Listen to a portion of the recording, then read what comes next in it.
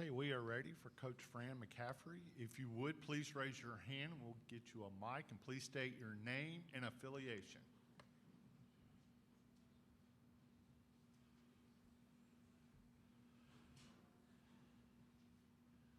Very back, Coach. Hi, Coach. Bob Hanson, Hawkeye Radio Network.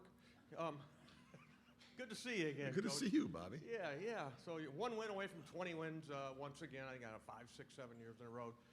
Talk about this team and the uniqueness of this group of guys.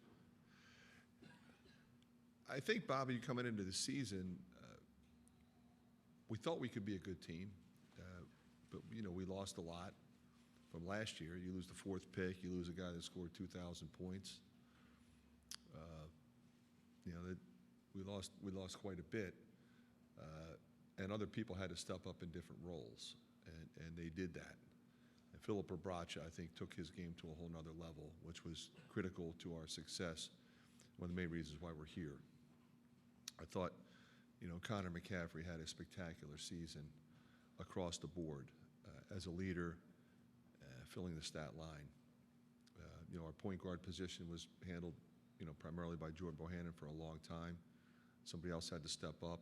We kind of did it, obviously with Aaron Eulis, but a little bit point guard by committee. We played Tony there. We played Connor there.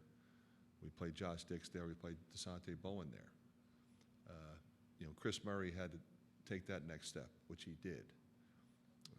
His entire life he's been playing with his brother, and now, it was more of his show, and he put up incredible numbers, really consistent. All those guys were. We got a spectacular season, which I think we thought we would after we moved Tony Perkins into the starting lineup last year. The last part of the season, you figured he would come in and kind of have the year he did. That was critical.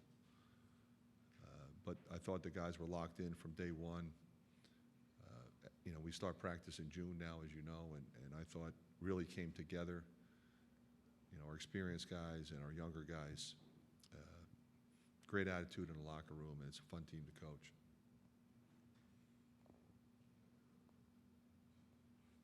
Here in the middle. David Eichholt, 24/7 Sports. Fran, how big was it to get Patrick going? I think over the last couple of games, had 23 against Nebraska. Kind of looks like he got his legs more under him. I know you said he's been practicing well. He was, David. He had been practicing well. I don't think, like you said, when he first came back, that he did have his legs underneath him. He wasn't the same, but he was still fairly productive due to his skill set and his experience. But he's really stepped up in the last couple of weeks and played very well. Gives us a veteran guy, a guy who's been a starter, is capable of being a starter, double-figure scorer. I think his defense and rebounding have really improved, and it gives you another weapon offensively, along with Peyton Sanford on the perimeter. Those two guys coming off the bench. Peyton, of course, 6th man of the year. Also took a step.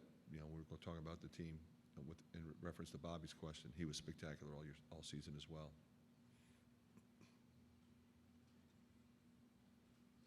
To your left. Adam Jacoby, Rivals.com. Could you talk a little bit more about the senior leadership that you've gotten from Philip and Connor, especially as the season's been sort of up and down from a wins-losses perspective, how they've kept it steady? I think it's absolutely critical that those guys led the way they did, because you're right. In our league, being as balanced as it is, you can feel really good one day and not so good the next day. It's hard to win on the road in any league, but in our league it's really difficult. And the ability to stay the course and to remain professional and businesslike in your approach every night in this league is not going to happen unless you have that kind of leadership, especially with your young guys. When you need them to contribute the way they have, it's the communication not only on the court as it's happening in real time, but in the locker room after a tough loss, on the bus, on the plane, having those kind of conversations from someone other than the coaching staff is what develops confidence, and that's the only way a young guy is going to produce at this level. So, coaching's important, but leadership from your seniors like Connor and Phillip, there's just no substitute for that. Very back. Coach, let's talk about the matchup. Auburn, Bruce Pearl spent time at Iowa. I know you're friends with Bruce. Just elaborate a little bit on that relationship and then what the type of style in the game we're going to see tomorrow. Yeah, I got to know Bruce actually when he was at Iowa. I was at Notre Dame, and got to know Coach Davis well, Gary Close, Rich Walker, that staff. I've been friends with Bruce ever since. Done a spectacular job everywhere he's been. They run really good stuff. I think they execute well at the half-court level. They can play fast. They can grind it at half-court if they want to. But I think ultimately they defend. They're going to put pressure on the ball. They're going to, challenge you on your actions, and then also fight you on the glass. So a lot of times when you get to this point in the season, everything that happens, a lot of times it comes down to rebounding the ball, and they're really good at it. So that'll be a challenge for us. Back in the middle. Fran, I know Bruce Pearl's teams are very heavy on ball pressure and physicality. Is there any team that you guys have played this year that kind of resembles the style of defense they like to play? I think they're different than teams in our league, but there are components that are similar. I mean, Rutgers is one that comes to mind, half-court defense. Northwestern, half-court defense. Then you have teams like Maryland that are really quick and athletic, like them. Indiana, same thing. So we've seen a lot of what we'll see in different ways from different teams in our league.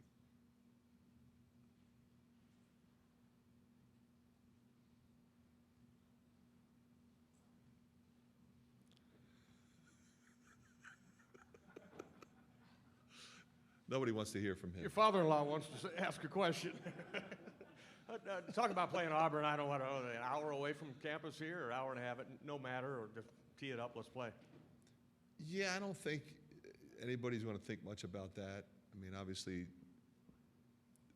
from a fan's perspective, fans want your team closer. So, for them, I'm sure they're excited about it. But as far as how we look at this game and how we prepare, it'll be the same. We see a lot of hostile environments in our league.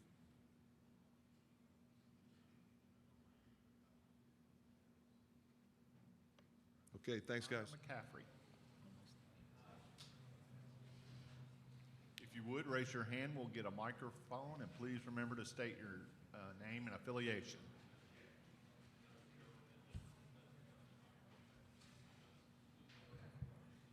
Front. David Eichel, 24/7 Sports. Connor, now that you've gotten the chance to kind of dissect Auburn's team, what stands out about their defense? They're one of the best perimeter defending teams in the country. Yeah, their pressure. They really fly at shooters. So definitely going to need to deal with that and kind of adjust, throughout the game. But they really get up in your space. They're athletic. They're fast. Obviously, we've all seen that. So just going to need to be a disciplined game. Try to not let them speed us up.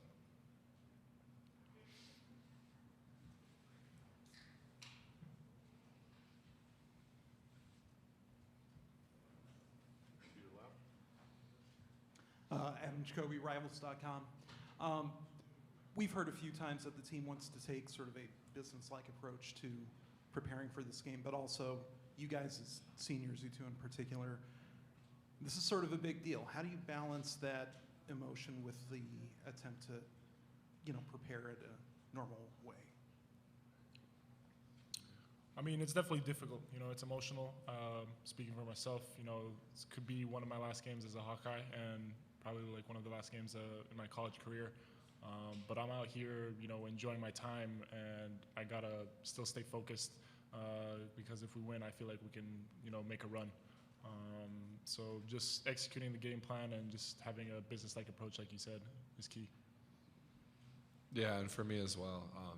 This kind of last year, I wasn't sure if I was going to come back or not, using my COVID year. So it kind of all hit me at once after last year because I didn't really think about that kind of stuff. And so it ended up not being great for me. So like this year I've tried to deal with it better, kind of look more big picture throughout the entire season and handle it earlier on. And then, as we wind down, we only have a couple games, only I think 6 possible games left to go. So my career is obviously coming to an end, and just kind of deal with that as it goes.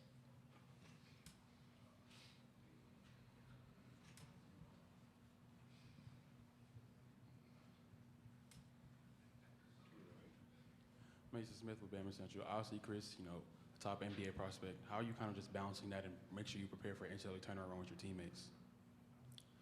Yeah, I just think it's something that I have to look at like after the season.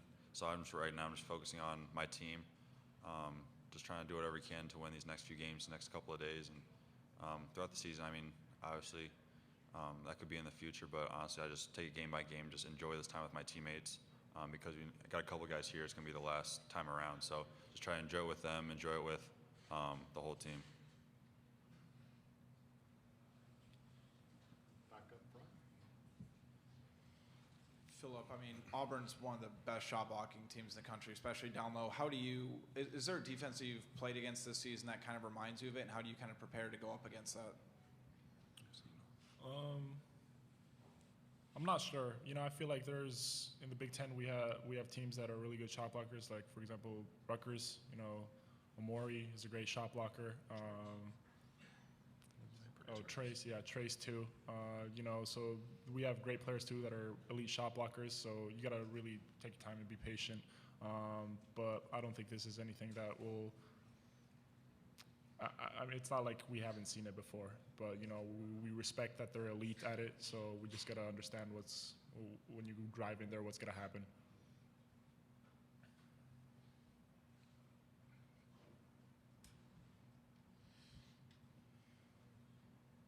Any more questions? Okay, gentlemen.